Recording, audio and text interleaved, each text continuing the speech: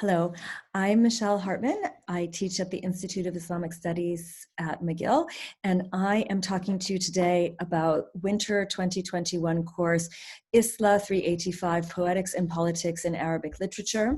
The syllabus that I've created for this course is available on the website and will be soon uploaded into my courses. If you've already registered, you can have a look at it there.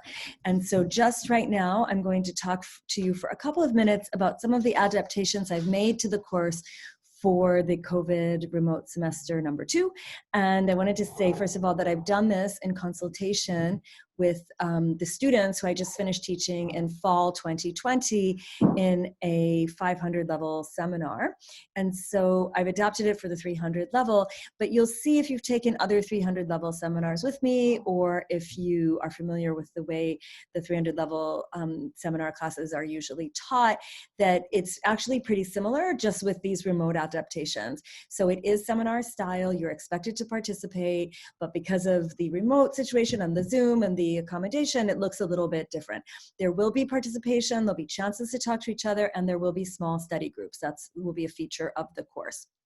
But I've tried to make a course that you'll be able to learn a lot in, and all of that in a situation where I'll offer more chances to do slightly different kinds of things because of the challenges of the remote semester.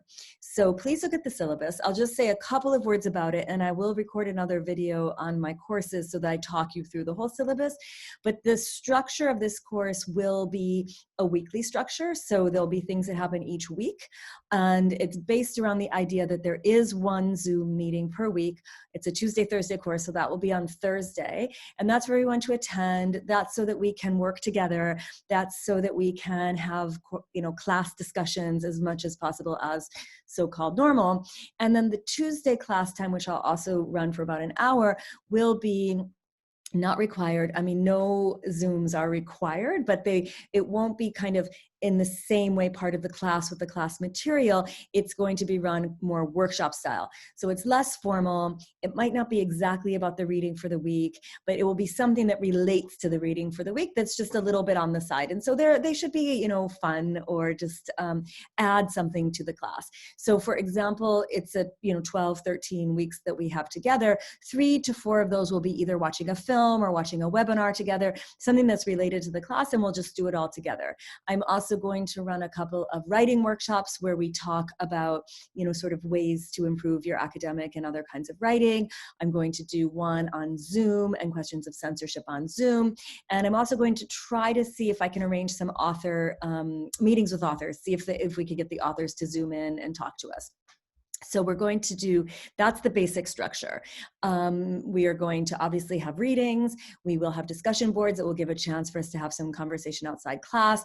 We'll have study groups. And each week I'll record a short video introduction to the reading and what we're going to be doing on the Thursday class. So you'll have that even if you can't come to the live Zoom, or even if you just want it's like an orientation to what we're going to be doing that week.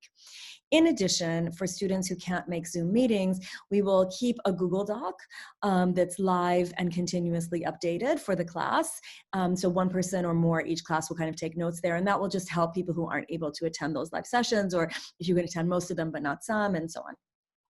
So then finally, what will we read? So I've chosen 5 literary texts. 3 are very short, and a range of supplemental materials. There's a couple of academic articles and other kinds of works that will help us engage our questions and the kinds of questions we're going to ask throughout the term in relation to the readings. What are politics? What are poetics? What do we mean when we say poetics and politics? How do poetics and politics engage each other?